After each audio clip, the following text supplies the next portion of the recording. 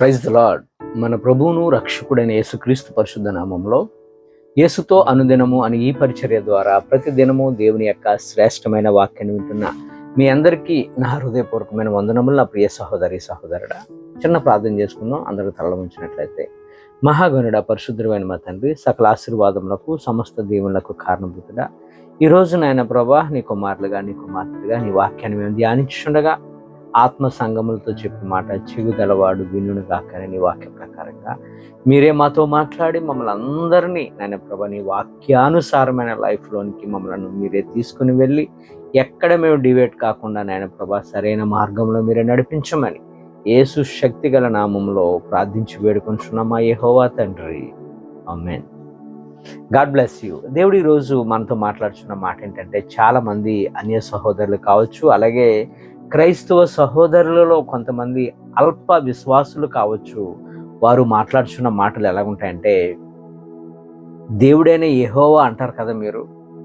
మీ దేవుడైన యెహోవా యేసు ప్రభు వారు సిలువలో ఉన్నప్పుడు ఆయన్ని రక్షించలేకపోయాడు కదా, ఇంకా ఆయన ఏం దేవుడు అని చాలామంది అంటారు. అలాగే యేసుక్రీస్తు ప్రభు వారు మీరు స్వస్థతలు అద్భుతాలు చేస్తారంటారు కదా, మరి ఆయనంతటిగా ఆయన కాపాడుకోలేనప్పుడు ప్రజలను ఎలా కాపాడుతాడు, ఆయన దేవుడు ఎలాగ అవుతాడు అని చాలామంది అన్య సహోదరులు మాట్లాడుతుంటారు, అవమానపరుస్తూ ఉంటారు. ఏది ఏమైనప్పటికీ కూడా మనుషులు మాట్లాడితే మన అజ్ఞానంతో మనం మాట్లాడతాం. ఇప్పుడే కాదు, ఎప్పుడో ఉంది ఇది. దేవుని యొక్క సముఖంలో ఉన్నటువంటి ఒక కెరేబు అయినటువంటి దూత, దేవుని యొక్క సన్నిధిలో ఉన్నటువంటి దూత కెరేబు, వాడు అపవాదిగా మార్చబడి సాతానుగా మార్చబడి మరి భూలోకానికి వచ్చిన తర్వాత వాడన్న మాటలో మరి దేవుని యొక్క మహిమ, దేవుని యొక్క శక్తి వాడికి తెలియదంటే, దేవుని యొక్క శక్తి తెలిసిన వాడు, దేవుని యొక్క మహిమలు తెలిసిన వాడు యేసుక్రీస్తు ప్రభువారు దేవుని కుమారుడని వాడికి తెలియదా? వాడన్న మాట ఏంటంటే, దేవుని శోధిస్తూ మాట్లాడుతున్నాడు. ఏమంటున్నాడంటే, మనకిది లోకా సువార్త 4:9 నుంచి 12 వరకు ఉంటుంది. యేసు ప్రభువారిని ఆయన బాప్తిస్మము తీసుకున్న తర్వాత బయటకు వచ్చిన తర్వాత మరి వాడు శోధించినటువంటి శోధన ఎలా ఉందని చూస్తే, యెరూషలేము దేవాలయం శిఖరానికి తీసుకొని వెళ్ళిపోయి అక్కడి నుండి నువ్వు దేవుని కుమారుడు అయితే దూకే, మరి వాక్యంలో సెలవిచ్చిన రీతిగా మరి నువ్వు దూకేస్తే మరి దూతలు తమ చేతుల మీద నేను ఎత్తి పట్టుకుంటారని వాక్యం ఉంది కదా, దూకే అని వాడు శోధించటం జరిగింది. వాడు అనుకున్నాడు, యేసు ప్రభు వారిని సిలువలో చంపేస్తే నేను గెలిచేశాను కదా అని అనుకున్నాడు. కానీ వాడికి అర్థం కానిది ఏంటంటే, ఆయన లేఖనాలను నెరవేర్చి మరి దేవుని చిత్తాన్ని నెరవేర్చి దేవుని మాటకు ఒబే అయ్యి సమస్తము కూడా అలా జరగాలని దేవుని యొక్క చిత్తమై ఉంది. అది వాడికి తెలియదు. కానీ వాడు అనుకున్నాడు, నేను యేసును సిలువ వేసి చంపేశాను కదా, నేను గెలిచిపోయాను అనుకున్నాడు. తర్వాత యేసు ప్రభువారు 3వ రోజున సమాధిని గెలిచి ఎప్పుడైతే దేవుని సన్నిధికి వెళ్ళాడో అప్పుడు వాడు గుండెలు బాదుకున్నాడు. నేను గెలిచాను అనుకున్నాను కానీ నేను ఓడిపోయాను అని అనుకున్నాడు. నిజంగా వాడు ఓడిపోయాడు. దేవుడు ఏడి అనుకునే వారికి అదే దేవుని యొక్క సూచన. దేవుడు ఖచ్చితంగా ఆయన కార్యాలు ఆయన చేస్తూనే ఉంటాడు. మనకు కనబడలేదా ఆ యొక్క దృశ్యం? యేసుప్రభు వారు సమాధిని గెలిచి 3వ రోజున సన్నిధికి వెళ్ళారని. యేసుప్రభును నమ్ముకుంటే చాలామంది కష్టాలు తగ్గిపోతాయి, అద్భుతాలు జరుగుతాయి, పిల్లలు పుడతారు, ఉద్యోగాలు వస్తాయని చాలామంది నమ్ముకుంటారు. నువ్వు కానీ ఈ మాటలు ఉంటే నా ప్రియ సహోదరి సహోదరుడా, నువ్వు అట్టి రీతిలో కానీ ఆయన యొక్క అద్భుతాలు, ఆయన యొక్క కార్యాలు, స్వస్థతలను బట్టి అయితే ఆయన్ని నమ్మొద్దు.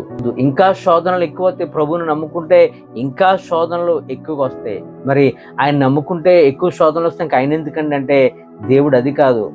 ఆయనను ఎలా నమ్మాలి నువ్వంటే, నేను రక్షింపబడాలి, నేను మారు మనసు పొందాలి, నేను పాపిని అని నీవు ఎప్పుడైతే నీ హృదయంలో గ్రహించుకుంటావో, ఆయన నా పాపముల నిమిత్తముగా ఈ భూలోకానికి వచ్చాడు, నా పాపముల నిమిత్తంగా సిలువ వేయబడ్డాడు, నా పాపముల నిమిత్తంగా మరణించి ఆయన 3వ రోజున పునరుద్ధానుడయ్యాడు, ఆయన మరలా త్వరలో రాబోతున్నాడు, నన్ను ఆయన రాజ్యానికి తీసుకువెళ్తాడని నమ్ము. ఖచ్చితంగా నీ జీవితంలో అద్భుతాలు, ఆశ్చర్య కార్యాలు జరుగుతూనే ఉంటాయి. అంతే తప్ప ఆయన నమ్ముకుంటే అద్భుతాలు జరుగుతాయనైతే నమ్మొద్దు. అసలు ఆయన దగ్గర కూడా రావద్దు. యేసయ్య ఈ లోకంకి వచ్చింది ఏంటంటే ప్రేమ స్వరూపినిగా వచ్చాడు, దీర్ఘశాంతునిగా వచ్చాడు, సమాధానకర్తగా వచ్చాడు, క్షమించేవానిగా వచ్చాడు, సాత్వికునిగా వచ్చి మనల్ని వీటి మాదిరిలో మీరు జీవించమని ప్రభు మనకు నేర్పిన బోధ అది. అంతే తప్ప ఆయన కత్తికి కత్తి, పగకు పగ చేయమని ఆయన ఎక్కడ కూడా బోధించినట్లుగా లేదు. ఆయన అన్నాడు, నన్ను నమ్ముకుంటే మీరు జనుల చేత మీరు ద్వేషింపబడతారని. మత్తయి సువార్త 10:22 కూడా అంటాడు, మీరు నా నామము నిమిత్తము అందరి చేత ద్వేషింపబడుదురు, అందరి చేత అవమానింపబడుదురు, అందరూ వెలివేస్తారు అని ప్రభు మాట్లాడారు. అయినప్పటికీ కూడా వీటన్నిటిని సహించుకుంటూ ఓర్చుకుంటూ అంతము వరకు ఎవరైతే సహించుకుంటాడో వాడు రక్షింపబడతారని ప్రభు మనతో మాట్లాడినట్లుగా మనం చూస్తాం. దేవుని కార్యాలు ఎలాగుంటాయంటే అండి, మనకి కంటికి కనబడవు. అందుకని అపోస్తుడైన పౌలు అంటాడు, కొరింథీయులకు రాసిన మొదటి పత్రిక 2:9 ఆయన కార్యాలు ఎలాగుంటాయో ఆయన వివరించాడు. ఇది లేఖనాల్లో కూడా రాయబడి ఉంది. ఎలా ఉంటాయంటే, తన్ను ప్రేమించు వారికి, ఆయన ఎవరైతే ప్రేమిస్తున్నారో వారికి ఏవి సిద్ధపరిచనో, ఈ మాటను మనం ధ్యానిద్దాం. ఏవి సిద్ధపరిచనో అవి కంటికి కనబడవు, చెవికి వినబడవు, మనుష్య హృదయానికి గోచరము కాలేదని రాయబడి ఉన్నాయి. దేవుని యొక్క కార్యాలు ఎలా ఉంటాయంటే మన కంటికి కనబడవు, చెవికి వినబడవు, మనం ఊహించిన దానికన్నా మించి ఉంటాయి ఆయన కార్యాలు. ఇక్కడ మనం తీసుకోవాల్సిన మాట ఏంటంటే, ఏవి సిద్ధపరచును అనే మాటను మనం తీసుకుంటే దానికి మనం దేవుని యొక్క మాటకు మనం ఒబే అవ్వాలి, దేవుని మాటకు మనం లోబడాలి. అది ఏం చేయాలన్నప్పటికీ కూడా దేవునికి తెలుసు. ఎప్పుడు రక్షించాలి, ఎప్పుడు రక్షించకూడదు, ఎప్పుడు తప్పించాలి, ఎప్పుడు తప్పించకూడదు. సమస్తము కూడా అది మరణమైనప్పటికీ కూడా సమస్తము దేవునికి తెలుసు. దేవుడు ఏం చేసినప్పటికీ కూడా మేలుకే చేస్తారు. అది మరణమైన, శోధనైనా, కష్టమైన, మరణానికి మించింది ఏది లేదు కదా. అంత మరణమైనప్పటికీ కూడా, ఏది జరిగినప్పటికీ కూడా అది మేలుకే తప్ప కీడుకు కాదనే సత్యాన్ని మనం ఈరోజు గమనించుకోవాలి. మనము భరించరాని ఆ పరిస్థితిని బట్టి, జరుగుతున్నటువంటి ఆ యొక్క బాధలను బట్టి మనము ఏంటి ప్రభా ఇలా చేస్తున్నావు, ఏంటి ప్రభా అని మనం అనొచ్చు. ఏడి మీ దేవుడేడి, మీ దేవుడు ఇదే చేస్తాడని మన ఇరుగు పొరుగు వారు అనొచ్చు. దేవుణ్ణి నమ్ముకున్నందుకు మీకు కష్టాలు తప్పవని అనొచ్చు. ఆసాబు భక్తుడు కూడా ఇలాగే అన్నాడు, ఏంటి ప్రభువా, నేను నీకు చాలా ఇష్టనిగా ఉన్నాను కదా, నీ సన్నిధిలో గొప్పవానిగా ఉన్నాను కదా, ఏ ప్రార్థన ఏ భక్తి లేని వాళ్ళు ఎంతో బాగుంటున్నారు కదా, నాకేంటి ప్రభు ఈ కష్టాలని ఆసాబు భక్తుడు కూడా మాట్లాడాడు.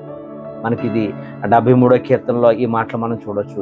అంత అయిన తర్వాత దేవుడు ఆసాబుతో మాట్లాడిన తర్వాత ఆసాబు అన్న మాట ఏంటో తెలుసండి. 73వ కీర్తన 25వ అంటాడు కదా, ఆకాశమందు నువ్వు తప్ప నాకు ఏమీ వద్దు ప్రభా, నీవు నాకుండగా ఏమీ కూడా నాకు అక్కర్లేదు అంటాడు. ఒక్కొక్కసారి మనకి మరణాన్ని ఇస్తాడు దేవుడు. ఆ మరణం ద్వారా మన కుటుంబాలు బాధపడవచ్చు, కష్టాలు పడవచ్చు, ఎవరు లేని స్థితిలోకి వెళ్ళిపోవచ్చు. కానీ దాని వెనకాల దేవుడు ఒక పర్పస్ ఇస్తాడు. ఆ మరణాన్ని ఇచ్చి దాని నుంచి మనల్ని ఇంకా పైకి తీసుకొని రావచ్చు. మనం ఆ మరణాన్నే చూస్తాం, ఆ కష్టాన్నే చూస్తాం, ఆ బాధనే చూస్తాం తప్ప దేవుని యొక్క ఆలోచన మనకు తెలియదు కదా. మనం ఈ లోపాన్ని ప్రశ్నించే వారిగా మారిపోతున్నాం, దేవుణ్ణి దూషించే వారిగా మారిపోతున్నాం. అన్య సహోదరులు సహితము కూడా మనకు అక్కడ జరుగుతున్నటువంటి పరిస్థితిని బట్టి, ఏడి మీ దేవుడు, ఏం చేశాడు మీకు దేవుడు, ఆ యొక్క శిలువ మీద నుండి ఆయన రక్షించుకోలేకపోతే ఇంక మిమ్మల్ని ఎలా రక్షిస్తాడని చాలా మంది మనల్ని అవమానపరచచ్చు, హేళన చేయొచ్చు. మన దేవుడు ఆయన గొప్పవాడు, ఆయన ప్రేమ స్వరూపి, ఆయనకి మించిన దేవుడు ఈ లోకంలో ఎవరు లేరు. ఆయన తప్ప ఈ లోకంలో మనల్ని రక్షించేవాడు ఒక్కడ కూడా లేడు. ఈ లోకంలో మన యొక్క అప్పులను, మన తప్పులను క్షమించేవాడు ఉన్నాడేమో కానీ మన పాపములను క్షమించేవారు యేసుక్రీస్తు ప్రభువారు తప్ప ఎవరు లేరు. నా ప్రియ సహోదరి సహోదరుడా, ఈరోజు మనం ధైర్యపడాలి. జరుగుతున్న పరిస్థితులను బట్టి మనం కంగారు పడిపోవద్దు. దేవుని యొక్క ప్రణాళిక ఉంది, దేవుని యొక్క ఉద్దేశాలు వేరు. ఆయన ఎలాగైనా సరే మనల్ని రక్షించగలడు. మన ఈలోపు మనం కంగారు పడిపోయి ఏంటి ప్రభుని ప్రశ్నించేవారుగా ప్రభుని ఎప్పుడు ప్రశ్నించొద్దు. నెబుకద్నెజరు అయినటువంటి ఒక రాజు, అతడు బబులోను రాజు, దేవుని యొక్క సన్నిధిని, దేవుని యొక్క ప్రజలను మరి నాశనం చేసి అక్కడ ఉంటున్న ప్రజలందరినీ కూడా బానిసలుగా బబులోనికి తీసుకెళ్ళిపోయాడు. దేవుని యొక్క కార్యం అతనికి ఎలా కనబడిందో చూడండి. మరి అక్కడ ప్రతిమను ఒకరు పెట్టి ఆ ప్రతిమకు మొక్కమంటే అందరూ మొక్కుతున్నారు, కానీ ఈ యొక్క యూదులైనటువంటి కొంతమంది దానికి అంగీకరించరు. యూదులు ఎవరికి మొక్కరు? దేవునికి తప్ప. అందులో షడ్రకు, మెషక్, అబేద్నెగోలు వారిని మొక్కమంటే మొక్కట్లేదని వారిని అగ్ని ఆ గుండంలో వేస్తే రాజు పైనుంచి చూస్తున్నాడు. అగ్నిగుండంలో వీరు వెళ్ళారు, కానీ వెళ్ళింది ముగ్గురైతే ఆయనకి 4వ వ్యక్తి కనపడ్డాడు. మరలా వారిని బయటకు తీస్తే మరలా ముగ్గురే వచ్చారు. ఇది దేవుని కార్యము తప్ప మరొకటి కాదని ఈ యొక్క యూదులు ఆచరించుతున్న దేవుడే నిజమైన దేవుడని నెబుకద్నెజరు కూడా అతని యొక్క హృదయాన్ని మార్చుకున్నాడు. దేవుని కార్యాలు అలా ఉంటాయి. దేవుడు ఏడి అనేవారికి ఇది ఒక సూచన. వెంటనే నెబుకద్నెజరు దేవునికి సరెండర్ అయ్యాడు. ఈరోజు మేము ఎలా ఉన్నాము అంటే ఇది దేవుని యొక్క కృప అని మనం చెప్పాలి. అప్పుడు అన్ని సహోదరులు కూడా అంటారు, మేము కూడా ఇలాగే ఉన్నాం కదా అని వారు అనొచ్చు. దానికి మనం వారితో వాదాపవాదాలు పెట్టుకోవద్దు. మనం అక్కడ సాత్వికంతో వారికి సమాధానం చెప్పి మనము భయముతో భక్తితో దేవుని నామాన్ని గణపరిచి మనం అక్కడి నుంచి మెల్లగా మనం బయటకు వచ్చేది తప్ప ఎప్పుడు కూడా మన యొక్క నోటి నుంచి మరొకటి మాట రాకూడదు. మన దేవుడు సాత్వికుడు, ప్రేమ గలవాడు, సమాధానం గలవాడు, ఇతరులను క్షమించేవాడు కనుక మనము కూడా అట్టి మాదిరి జీవితం మనం కలిగి జీవిస్తే మన దేవుణ్ణి మనలోంచి వారికి చూపిస్తే చాలు. అంతే తప్ప మనం గెలిచామా గెలవలేదా అనేది కాదు. మన ప్రభువుని మనం మాదిరికరంగా ఆయన మనకు చూపించిన మార్గాన్ని వారికి చూపితే చాలు. వారు వింటారు, లేకపోతే లేదు. వారు వినాలని మనం చేయక్కర్లేదు.